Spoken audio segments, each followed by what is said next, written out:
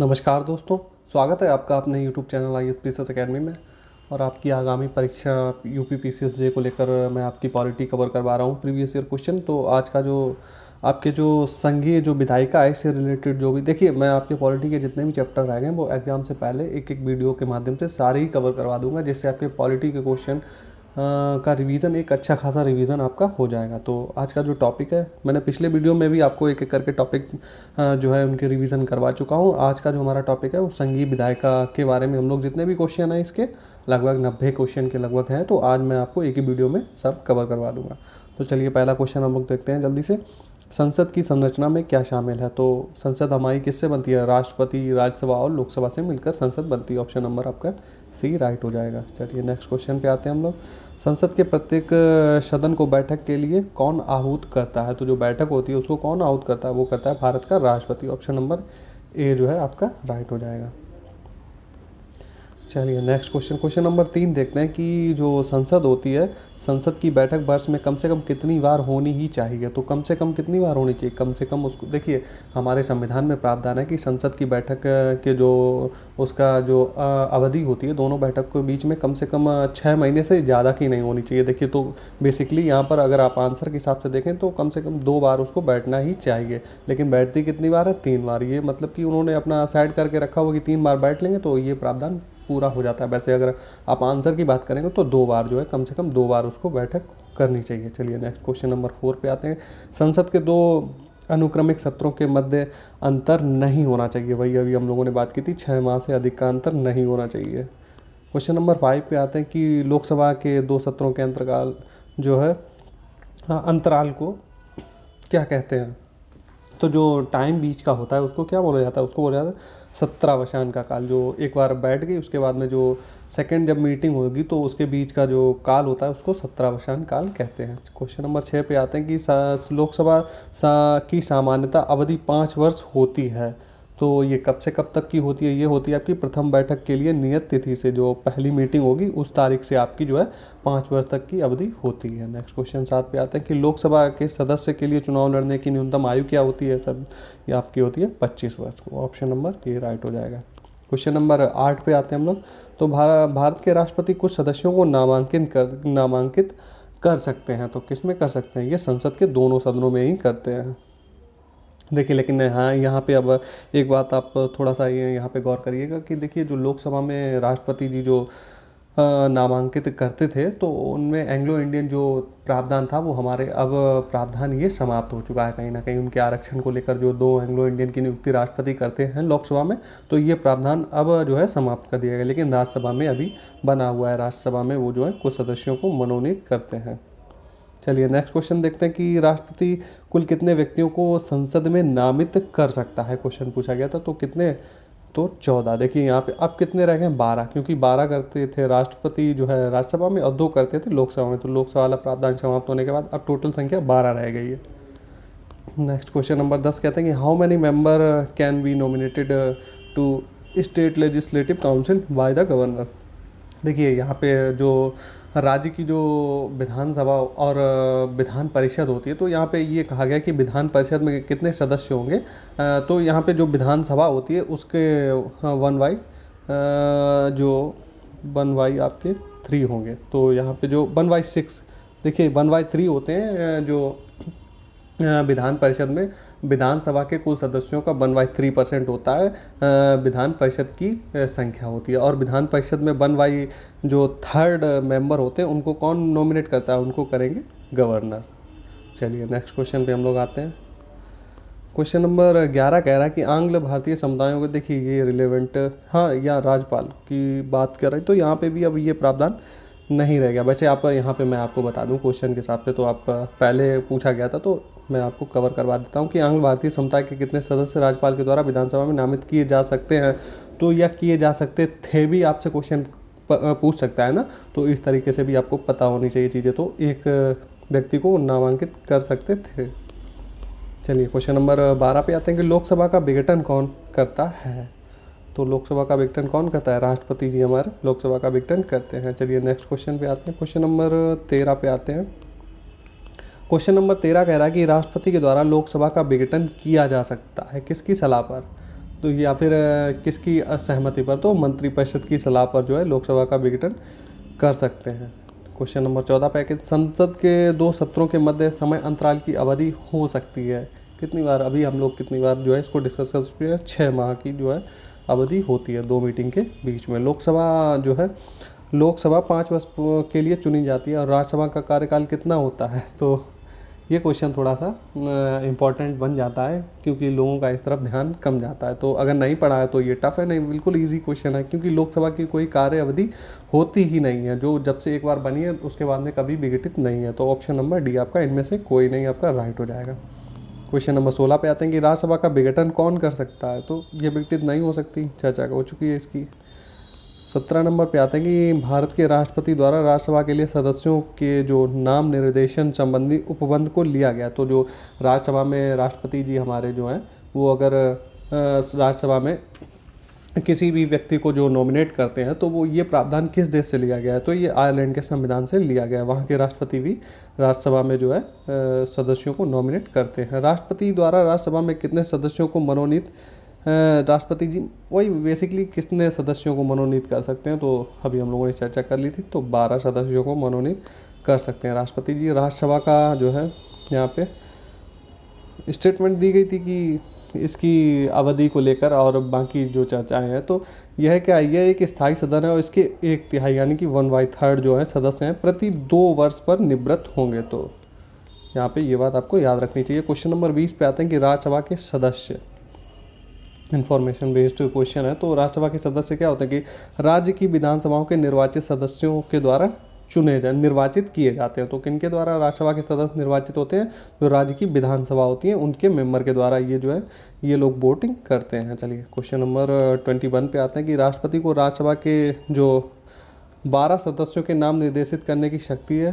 तो निम्नलिखित में से किस श्रेणी के लोग नाम निर्देशित होने के लिए पात्र नहीं है। देखिए जो 12 सदस्यों को नॉमिनेट करता है तो उनकी एक कैटेगरी बनी होती है कि किन किन आधारों पर जो है उनको जो है नॉमिनेट किया जा सकता है। तो वो यहाँ पे कौन से नहीं है, देखिए साहित्य के लोग भी हो सकते हैं, कला के भी, विज्ञान के भी, और राजनीति के लोग जो है इसमें नहीं नॉमिनेट होंगे। राजनीति वाले तो कुछ चुन के आएंगे। चलिए मैं आपको इसको थोड़ा सा एक्सप्लेन कर देता हूँ। तो यहाँ पे दिया गया है कि सदस्यों के नाम जो है साहित्य, कला, विज्ञान और समाज सेवा, ये जो है इन विषयों को लेकर, और विशेष ज्ञान या फिर व्यावहारिक अनुभव, इन विषयों को लेकर अगर कोई व्यक्ति रखता है तो उसको जो है राष्ट्रपति जी नॉमिनेट कर सकते हैं राज्यसभा के लिए। क्वेश्चन नंबर 22 पे आता है कि संविधान के किस अनुच्छेद के अंतर्गत संसद के किसी सदन के सदस्य का पद सदन की अनुमति के बिना 60 दिन तक सदन की सभी बैठकों में उसके अनुपस्थित रहने के आधार पर सदन द्वारा रिक्त घोषित कर दिया जाए। वही है कि कोई अगर मेंबर ऐसा है कि 60 दिनों तक बिना बताए, बिना सूचित किए अगर वो मीटिंग में नहीं जाता है तो उसको जो है अयोग्य घोषित कर दिया जाएगा। तो वही पूछ रहा है कि ये कौन से आर्टिकल में इस बात की जो है वर्णन किया गया है। तो ये आपका है आर्टिकल 101 का सब क्लॉज है 4, इसमें इस बात का उल्लेख किया गया है। चलिए क्वेश्चन नंबर 23 पे आते हैं कि लोकसभा अध्यक्ष का निर्वाचन जो है भारतीय संविधान के किस अनुच्छेद में किया गया है और एवं कौन करता है। तो यहाँ पे ये पूछा गया। तो अनुच्छेद देखेंगे तो अनुच्छेद हमारा है 93 के अधीन लोकसभा के सदस्यों के द्वारा ही इसका चुनाव किया जाता है। चलिए क्वेश्चन नंबर 24 पे आते हैं कि निम्नलिखित में से किसे पद की गोपनीयता की शपथ लेने की आवश्यकता नहीं होती है। तो यहाँ पे आपके ऑप्शन है, इनमें से आपको बताना था कि इनको नहीं आवश्यकता होती है। तो जो लोकसभा का अध्यक्ष होता है इसको गोपनीयता की पद की शपथ लेने की आवश्यकता नहीं होती है। बाकी आपके राज्यसभा के सभापति हो गए, यानी कि हमारे उपराष्ट्रपति जी, राज्यपाल हो गए, वित्त मंत्री, इनको गोपनीयता की शपथ लेनी पड़ती है। क्वेश्चन नंबर 25 पे आते हैं कि लोकसभा अध्यक्ष अपना पद त्यागपत्र किसको देगा। तो ये देगा उपाध्यक्ष को, और उपाध्यक्ष किसको देगा, अध्यक्ष को। ये बात आप लोग जो है याद रखिएगा। चलिए क्वेश्चन नंबर 26 पे आते हैं कि सदन के विघटन के पश्चात अध्यक्ष क्या होता है। तो अध्यक्ष पद पर बना रहता है सदन के विघटन के पश्चात लोकसभा के प्रथम अधिवेशन तक। हाँ, जो पहली मीटिंग होगी तब तक वो अपना जो है पद नहीं छोड़ता है, जब तक कि कोई दूसरा नई चुनी हुई जो लोकसभा होगी वो जब तक मीटिंग ना, यानी कि पहली बैठक ना हो जाए, तब तक वो अपने पद पर बना रहता है। क्वेश्चन नंबर 27 पे आते हैं कि निम्नलिखित में से कौन से लोकसभा के प्रथम, जो हमारी लोकसभा है पहली बार गठित हुई थी, तो उसके प्रथम स्पीकर कौन चुने गए थे। तो वो जीवी मावलंकर जी जो है हमारे लोकसभा के प्रथम स्पीकर निर्वाचित हुए थे। 28 नंबर क्वेश्चन पे आते हैं कि लोकसभा के अध्यक्ष के दल बदल के आधार पर अनर्हता के प्रश्न का निर्धारण किया जाता है। तो इसमें आपको बताना था। तो ये जो है लोकसभा के द्वारा निर्वाचित सदस्यों के द्वारा किया जाता है। क्वेश्चन नंबर 29 पे आते हैं कि राष्ट्रपति की पदावधि है। तो राष्ट्रपति की पदावधि के बारे में यहाँ पूछा गया तो कितनी होती है? 5 वर्ष उस दिन से जिस दिन से वे पद ग्रहण करते। तो लोकसभा उपराष्ट्रपति की पद की अवधि 5 वर्ष होती है, और कब से? जब जिस दिन वो अपना पद ग्रहण करते हैं। राज्यसभा का पदेन सभापति कौन होता है? तो ये हमारे उपराष्ट्रपति जी होते हैं। नेक्स्ट क्वेश्चन पे आते हैं हम लोग। 31 नंबर कह रहा है कि जो संसद का एक सदस्य प्रतिरक्षा का दावा कर सकता है। तो प्रतिरक्षा का दावा किस मामले में कर सकता है? केवल दीवानी मामले में, केवल और केवल दीवानी मामले में, और फौजदारी मामलों में नहीं। फौजदारी या जिसको आपराधिक मामले बोलते हैं वहाँ पे नहीं कर सकता। 17वां से क्या तात्पर्य है? तो 17वां क्या होता है? यहाँ पे ये बात पूछी गई थी। तो लोकसभा सत्र की समाप्ति को बोला जाता है 17वां। चलिए नेक्स्ट हम लोग क्वेश्चन देखते हैं। क्वेश्चन नंबर 33 पे आते हैं। क्वेश्चन नंबर 33 कह रहा है कि संसद के जो है किसी सदन की एक बैठक करने के लिए आवश्यक सदस्यों की संख्या कितनी होनी चाहिए। तो वही है, यहाँ पे कोरम की बात आ जाती है, कितने मिनिमम मेंबर होंगे तभी जो है उसकी मीटिंग जो है चलती रहेगी। तो कुल सदस्यों का 1/10वां हिस्सा जो है उपस्थित होना चाहिए, तभी मीटिंग चलेगी, अन्यथा जो है उसको स्थगित कर दिया जाएगा, मीटिंग नहीं होगी। 34 नंबर क्वेश्चन कह रहा है कि इनमें से कौन यह प्रश्न अवधारित करता है कि संविधान की 10वीं अनुसूची के अनुसार कोई लोकसभा का सदस्य दल बदल के आधार पर निरंतरता के अधीन हो गया है। तो यहाँ पे ये पूछ रहा है, तो ये इनमें से कौन होता है? तो ये होता है आपके लोकसभा के अध्यक्ष जी जो है निर्धारित करते हैं।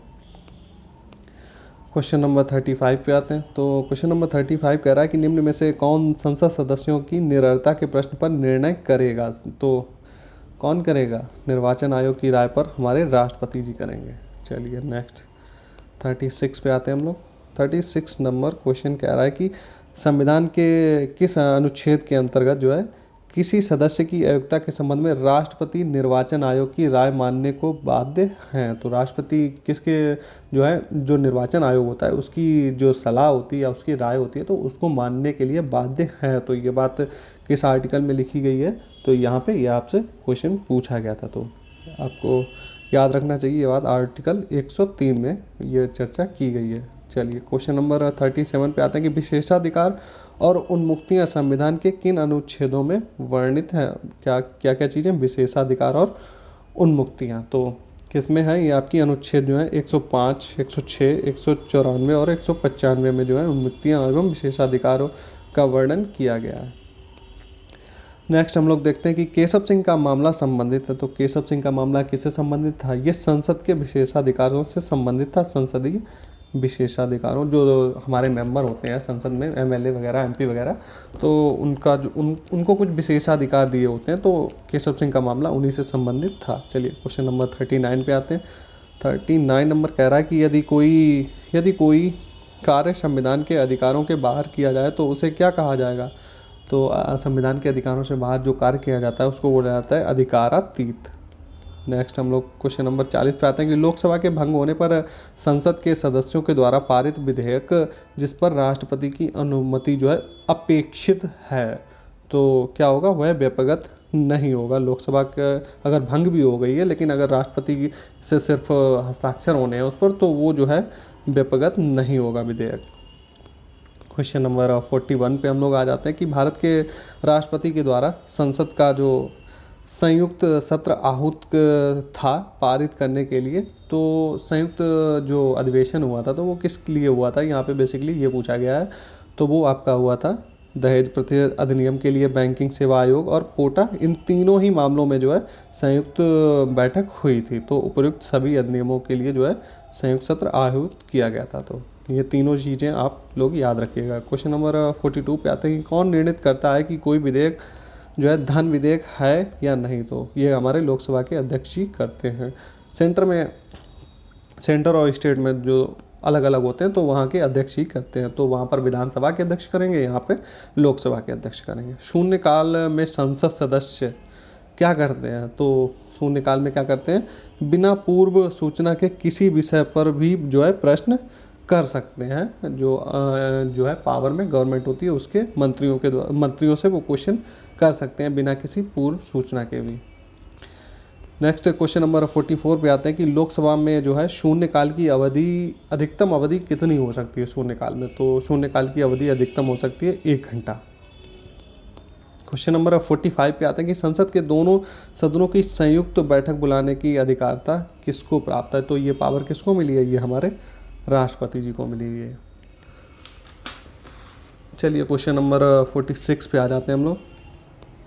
क्वेश्चन नंबर 46 कह रहा है कि गतिरोध की अवस्था में निम्नांकित को पारित करने हेतु संसद के दोनों सदनों की संयुक्त बैठक आवश्यक है। तो यहाँ पर किसके लिए आवश्यकता है? तो यहाँ पे देखिए, संविधान संशोधन के लिए वो संयुक्त बैठक नहीं हो सकती, धन विधेयक के लिए राष्ट्रपति पर, इन तीनों ही मुद्दों में से किसी पर भी जो है संयुक्त बैठक की आवश्यकता नहीं होती है। इन तीनों ही मामलों में विधेयक को अलग अलग सदनों से पारित होना पड़ता है। तो उपयुक्त में से कोई भी नहीं यहाँ पर आपका ऑप्शन राइट हो जाएगा। चलिए क्वेश्चन नंबर 47 पे आते हैं कि धन विधेयक कहाँ से उद्भूत होता है? तो धन विधेयक हमारा लोकसभा से स्टार्ट होता है। चलिए क्वेश्चन नंबर 48 पे आते हैं कि जब एक विधेयक पर संसद के दोनों सदनों में मतभेद हो गया हो तो यह मतभेद किसके द्वारा दूर किया जा सकता है? पूछ रहा है।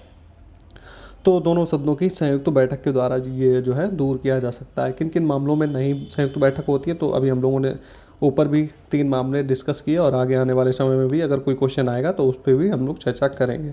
गतिरोध की जो स्थिति में कौन सा जो विधेयक उसको पारित किए जाने के संबंध में दोनों सदनों की संयुक्त बैठक का उपबंध करता है? तो यहाँ पे देख लीजिए, यहाँ पे ही चर्चा आ गई। तो हम लोग देखिए, सामान्य जो विधेयक होता है उस पर तो संयुक्त बैठक हो सकती है, लेकिन वित्त विधेयक, धन विधेयक, कराधान विधेयक, इनको लेकर संयुक्त बैठक नहीं हो सकती। इनको अलग अलग ही पारित कराना होगा। दोनों सदनों की संयुक्त बैठक की अध्यक्षता कौन करता है? तो लोकसभा के अध्यक्ष जी जो होते हैं यही दोनों सदनों की संयुक्त बैठक का जो है अध्यक्षता करते हैं। क्वेश्चन नंबर 51 पे आते हैं कि राज्यसभा को लोकसभा के समतुल्य शक्ति नहीं प्राप्त है। तो किस बात को लेकर नहीं प्राप्त है, ये आपसे पूछा गया था। तो धन विधेयक को पारित कराने को की जो शक्ति है ये लोकसभा के पास में ज़्यादा है, न कि राज्यसभा के पास में, या फिर बराबर नहीं है। संसद को राज्य सूची के विषय पर विधान बनाने की शक्ति है, परंतु तब कौन सी स्थिति होगी जब वो जो है कानून पर सूची बना सकते, राज्य सूची पर विषय बना सकती है। देखिए, राष्ट्रीय हित में अगर कोई मुद्दा है तो उसको लेकर राज्य सूची के विषय पर भी कानून बनाया जा सकता है संसद के द्वारा। 53 पर आ जाते हैं। तो केंद्र सरकार जो है राज्य सूची के विषय पर जो है विधान बना सकती है।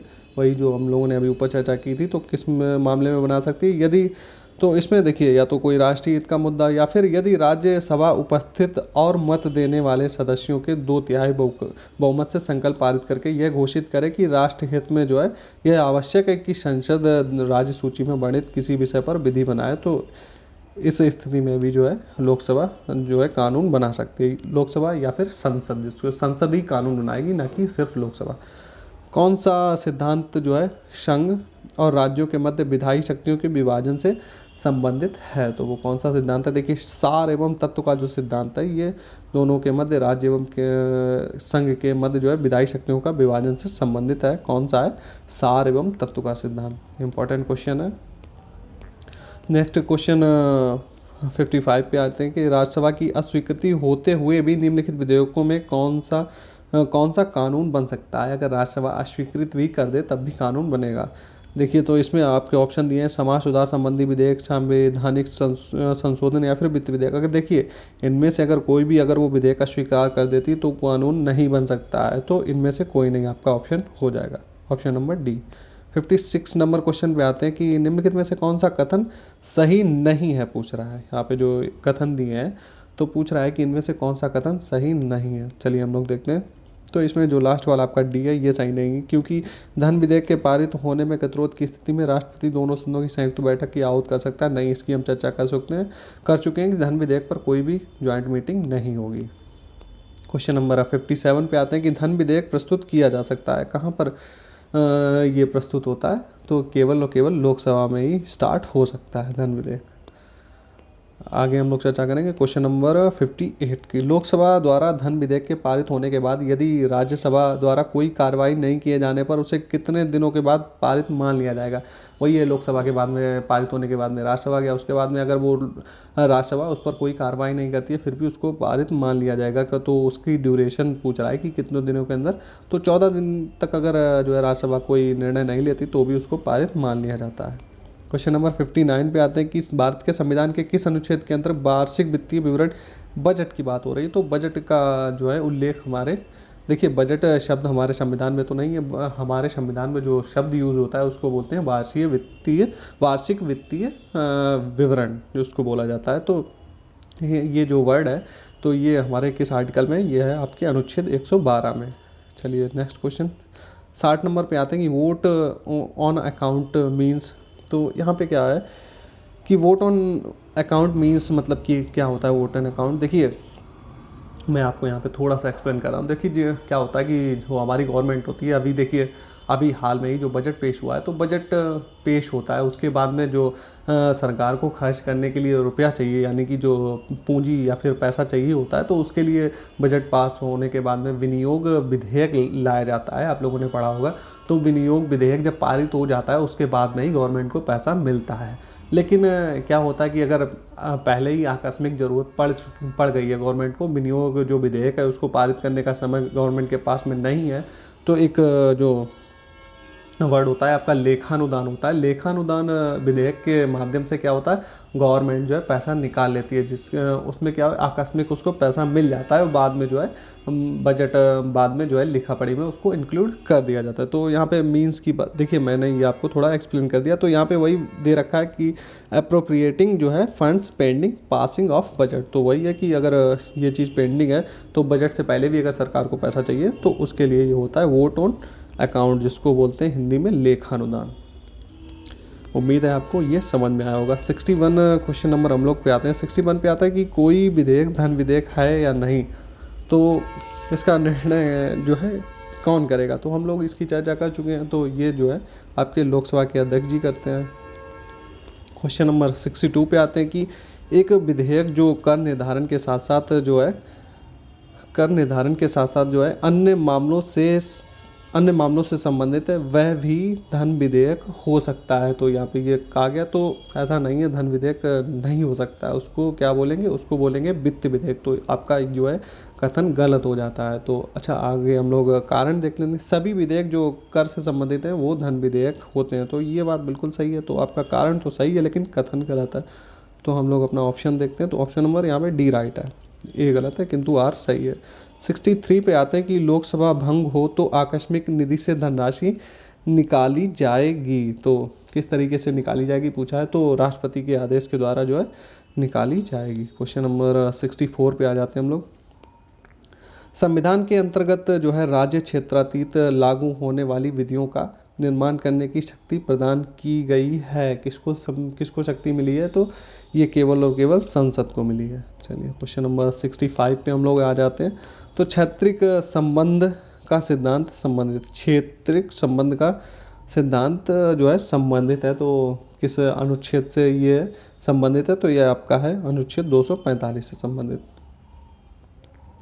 क्वेश्चन नंबर 66 पे आ जाते हैं हम लोग। अंतर्राष्ट्रीय करार या फिर संधि, अंतर्राष्ट्रीय करार वही है, अंतर्राष्ट्रीय संधि जो होती है को प्रभावी करने के लिए जो है क्या है, संसद ऐसे विषयों पर विधि बनाती है जो राष्ट्र सूची में भी प्रकटित हो। वही है अगर इंटरनेशनल कोई ट्रीटी होती है तो उसको लेकर अगर मान लीजिए कोई राज्य सूची का भी विषय, तो उस पर भी संसद कानून बना सकती है। वही बात यहाँ पे आएगी। और प्रभावित राज्यों से कोई परामर्श नहीं करती। तो यह विधि है जो है इसको लेकर आपको बताना है। तो यह विधि जो होती है यह पूर्णता विधि मान्य है, क्योंकि संसद को अंतर्राष्ट्रीय करार को प्रभावी बनाने के लिए विधि बनाने को सशक्त किया गया है। चाहे ऐसा करने से जो है राज्य की विधान बनाने की अनन्य शक्ति का अतिलंघन या फिर उल्लंघन ही क्यों ना हो, लेकिन वो जो है उस पर कानून बना सकती है अंतर्राष्ट्रीय संधियों के मामले में।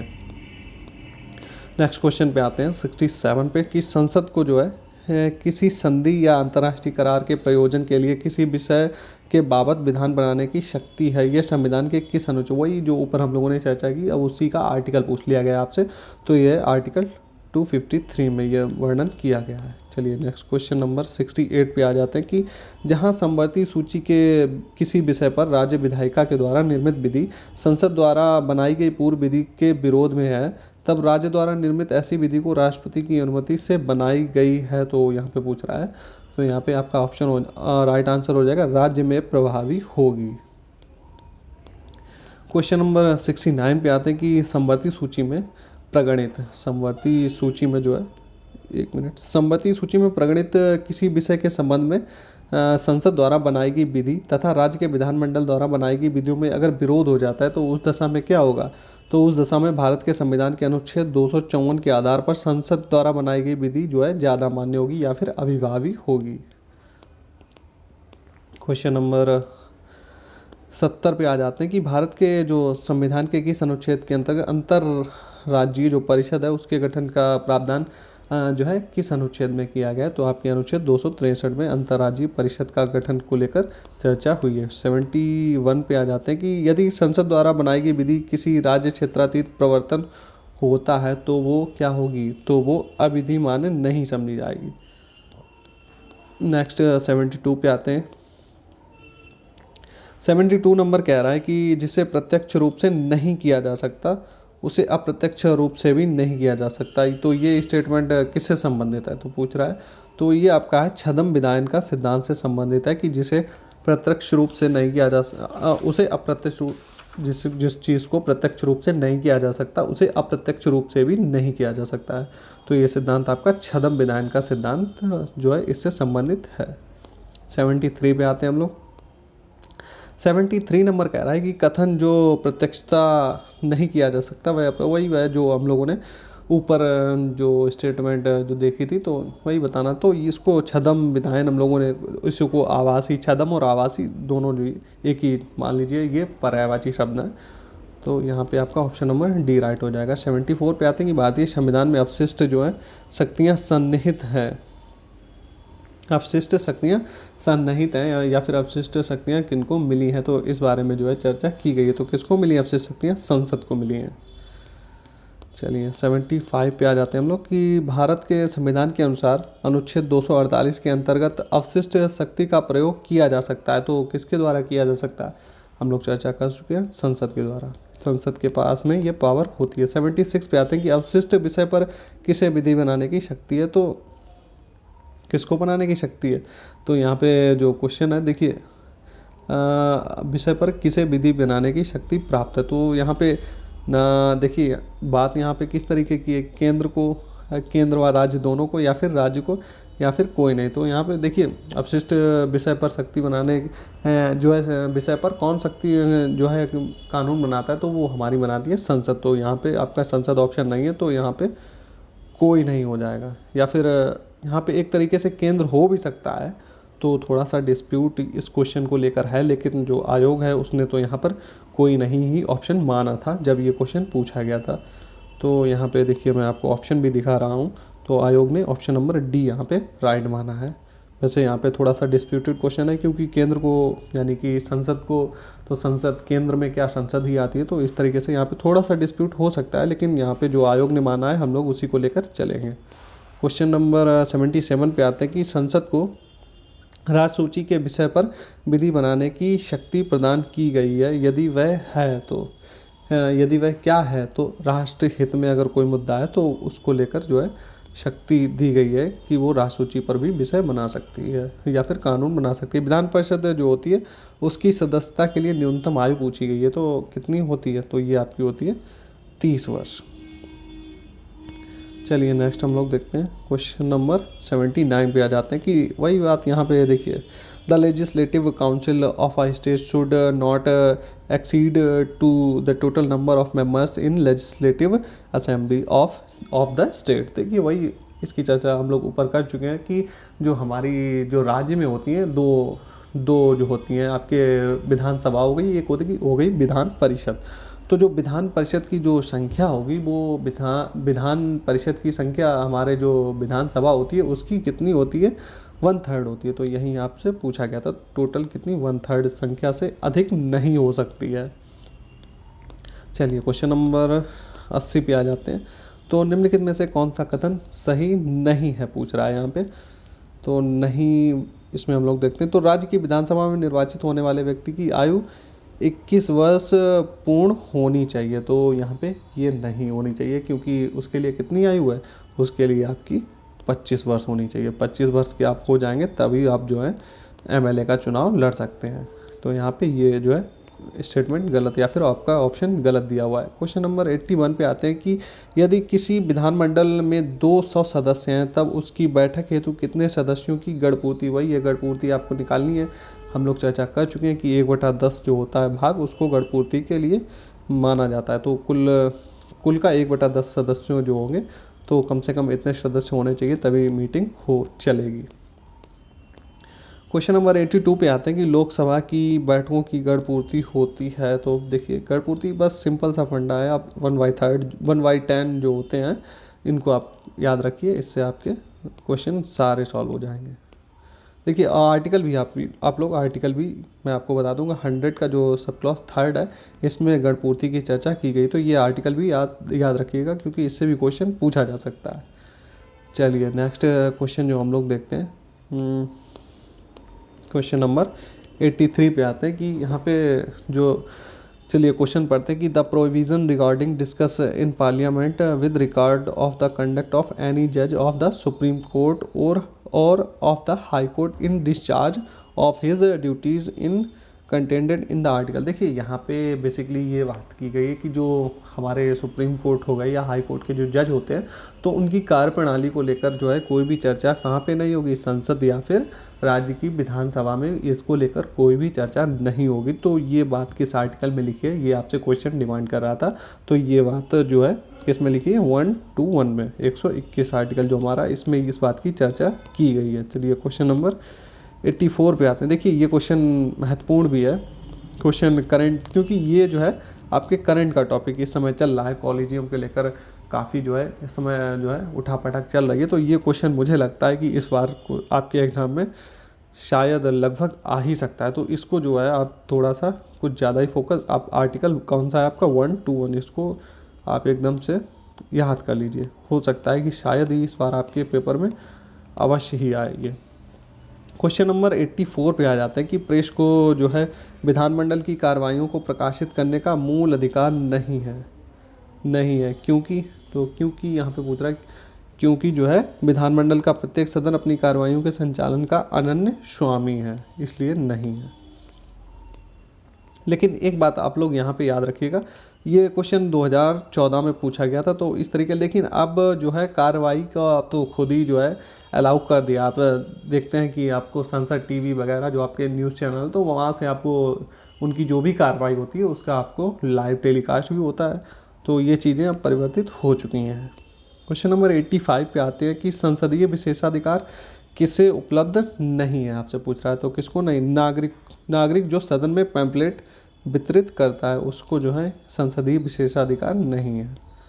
चलिए अब हम लोग क्वेश्चन नंबर 86 पे आते हैं कि संसद द्वारा किसी व्यक्ति को उसके विशेषाधिकार हनन करने पर दंड देने की शक्ति की जो प्रकृति है वो किस तरीके की है। तो वो उसकी देखिए कहीं पर भी अगर दंड देने की प्रकृति की बात आती है तो वो क्या होती है, वो आपकी होती है न्यायिक प्रकृति।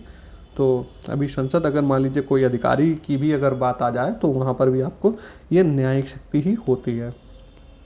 87 नंबर जो क्वेश्चन है इस पे हम लोग आ जाते हैं।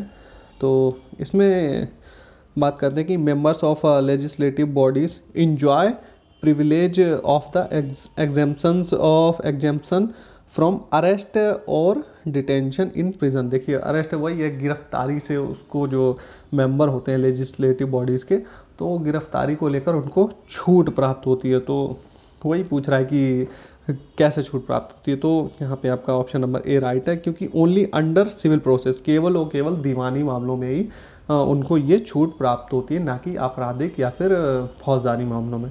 तो and during the continuance of the joint sitting meeting conference और joint committees of house parliament और house of state legislature as the case में विद ड्यूरिंग, देखिए 40 दिन पहले और 40 दिन बाद की जो है उसको ये उन्मुक्तियाँ प्राप्त होती हैं, यानी कि छूट प्राप्त होती है।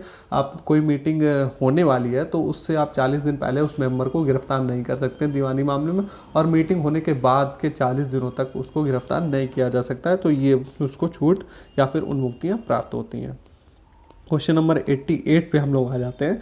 तो मैचिंग का क्वेश्चन है। तो विनिश्चय और न्यायिक सिद्धांत जो है किस केस में कौन सा न्यायिक सिद्धांत दिया गया था, इसकी हम लोग चर्चा कर लेते हैं। तो जो आपका supreme court advocates on record association बनाम भारत संघ में कौन सा न्यायिक सिद्धांत आया था? तो ये आपका आया था उच्चतम न्यायालय तथा उच्च न्यायालयों के न्यायाधीशों की नियुक्ति तथा स्थानांतरण को लेकर इसमें न्यायिक सिद्धांत दिया गया था।